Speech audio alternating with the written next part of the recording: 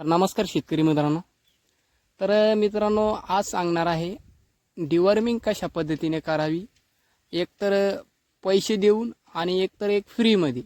तर दोन्हीसुद्धा तुम्हाला सांगतो, शेवटपर्यंत व्हिडिओ बघा. आणि जे पैसे देऊन डिवर्मिंग करतो त्याचंसुद्धा तुम्हाला सुरुवातीला एक सांगतोय.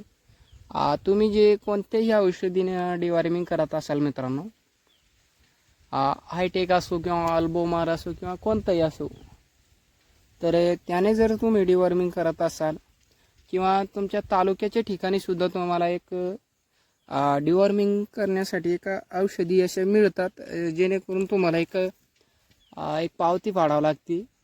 20 रुपये घेईल, आमच्या इकडे 20 रुपये घेतात. पण तुमचे प्राणी किती आहेत, शेळ्या किती आहे किंवा गाईसुद्धा किंवा म्हशी असो किंवा मेंढ्या असो, संपूर्ण ज्याला ते एक तालुक्याच्या ठिकाणी एक दवाखाना असतोय. तर तिथे तुम्हाला कमी खर्चात मिळू शकतात डिवर्मिंग करण्यासाठी औषधी. तर नाहीतर मग मेडिकलवरून घेणार असाल तर मग मेडिकलवर थोडा एक महाग पडतं आहे. पण ते तुमचा प्रश्न, कुठून घ्यायचा असेल तर घ्या. पण कोणती डिवर्मिंग केल्याने फायदा चांगला होतो आहे त्याच्याबद्दलच तुम्हाला हे व्हिडिओ होणार आहे आपला.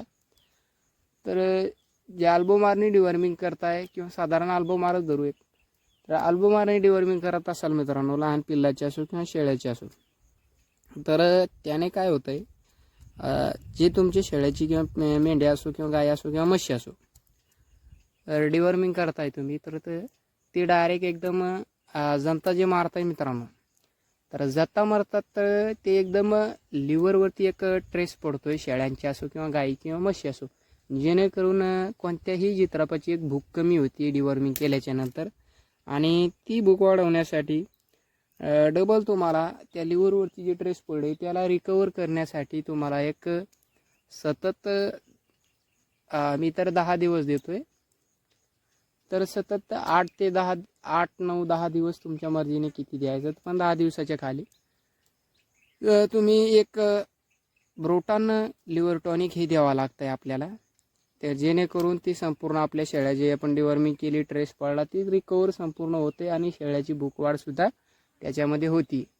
तर त्याच्यामध्ये बघा, तुम्हाला लिव्हर टॉनिक जर आणायचं म्हणलं तर 200-250 रुपयाला एक मोठी बाटली मिळते. म्हणजे साधारणतः बघा 500 ml असेल. हो, तर तशा पद्धतीचे तुम्हाला त्याच्यामध्ये सुद्धा एक खर्च करावा लागतो.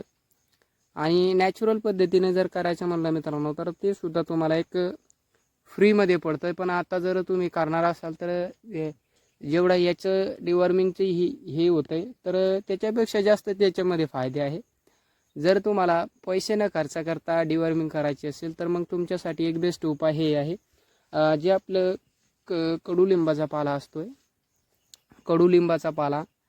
ते बघा, लहान पिल्लं असली किंवा मोठ्या शेळ्या किंवा इतर काही असो, तर त्यांना एक 8 दिवसामध्ये, एक हप्त्यातून सतत 2 ते 3 दिवस तुम्ही ते पाला उपाशीपोटी, म्हणजे आपल्या जित्रापाने किंवा आपल्या शेळ्या किंवा मेंढ्या सकाळी सकाळी त्यांना खुराक देत असाल तर खुराक देऊ नका.